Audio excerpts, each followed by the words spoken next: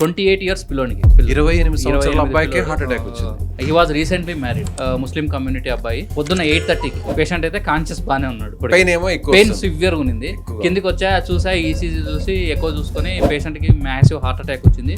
Is heavy smoker and alcoholic. దీనిలో 2 మార్గాలు ఉంటాయి. ఒకటి ఇంజెక్షన్ అన్న ఇవ్వాలా, లేకపోతే డైరెక్ట్ యాంజియోగ్రామ్ చేసి స్టెంట్ అన్న పెట్టాల్సి వస్తుంది. డెత్ అయ్యే రిస్క్ కూడా ఉంటుందని చెప్తున్నాను.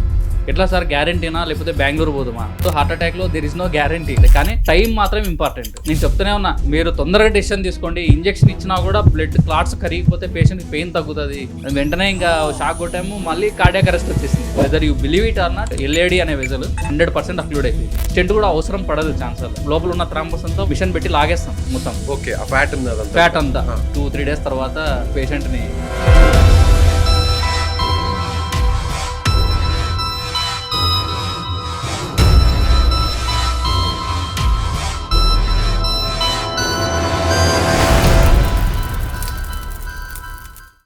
మన దేశంలో ఇటీవల జరిపిన అధ్యయనాల ప్రకారం 60 ఏళ్ల వయసు దాటిన వారిలో చాలామంది మోకాళ్ళ సమస్యలతో బాధపడుతున్నారు. అందులో మోకాళ్ళ చిప్పులు అరిగిపోయి చాలామంది సర్జరీకి వెళ్తున్నారు. అయితే సర్జరీయే దిక్కు అనుకునే వారికి ఎపియాన్ పెయిన్ క్లినిక్ ఒక శుభవార్త చెప్పింది.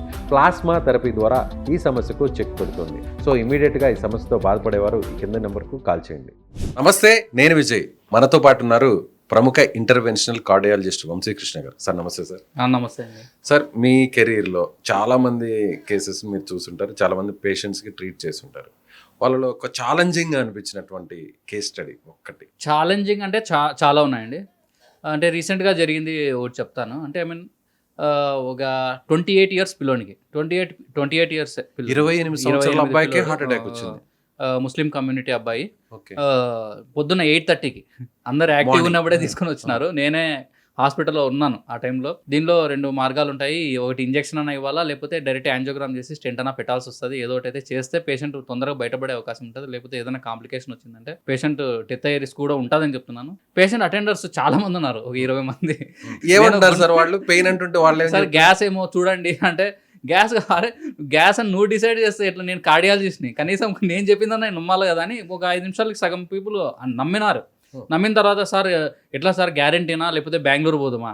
చూడు బాబు, ఇక్కడ గ్యారంటీ అనేది ఉండదు. హార్ట్ అటాక్లో దెర్ ఇస్ నో గ్యారంటీ. మన మానవ ప్రయత్నం మాత్రమే చేయగలం. మనం బయట నుంచి దిగలే కదా, దేవుళ్ళం కాదు కదా, మనకంటూ లిమిటేషన్స్ ఉంటాయి. కానీ టైం మాత్రం ఇంపార్టెంట్. ఇప్పుడు టైం ఈజ్ మజల్. మీన్వైల్ ఈ అర్ధగంట డిస్కషన్లోనే పేషెంట్ కొలాప్స్ అయిపోయాడు సార్. పేషెంట్ ఇంకా అంటే అసలు అక్కడ క్యాజువాలిటీలో కొలాప్స్ ఏం లేదు అసలు. పేషెంట్ పోయి చూసా కార్డియాక్ అరెస్ట్, యాక్టివిటీ కూడా ఏం లేదు.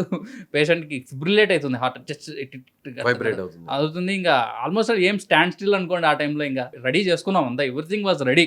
సార్ మేము మార్నింగ్ 8:30కి కదా రెడీగా మేము నెక్స్ట్ కేసు తీసుకోకుండా టేబుల్ కేసు వస్తుంది అనేసి పైకి వెంటనే తీసుకుపోయి, whether you believe it or not, అంటే యాంజియోగ్రామ్ చేస్తే వెజల్ ఎల్ఏడి అనే వెజల్ మొత్తం 50% ఆఫ్ ద హార్ట్ పైన సప్లై చేస్తుంది. 100% అక్లూడ్ అయిపోయింది.